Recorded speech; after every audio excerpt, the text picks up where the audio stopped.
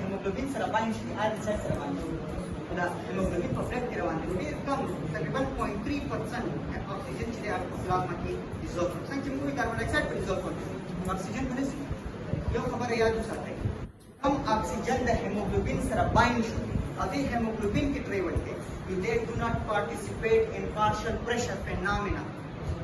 The hemoglobin that is bound, the oxygen that is bound with hemoglobin, they do not participate in partial pressure phenomena.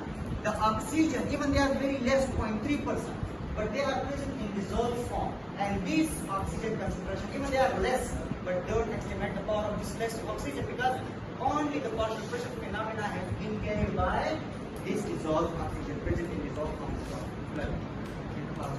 Right? Now, yes, I think two types of oxygen are there. Oxygen for form three, for two form three. You the hemoglobin pasin khati, but for dissolved form three. If come the hemoglobin pasin khati ni, da for travel ke. If a partial pressure phenomena sa ek nagi, partial pressure phenomena ek nagi. Which come for dissolved form three, da kama ka. Isa kada point da point which man will explain. Ika, ya mo sa wayo sa माइक्रोबिन तुमको muscle haemoglobin वायु muscle haemoglobin मतलब oxygen quantity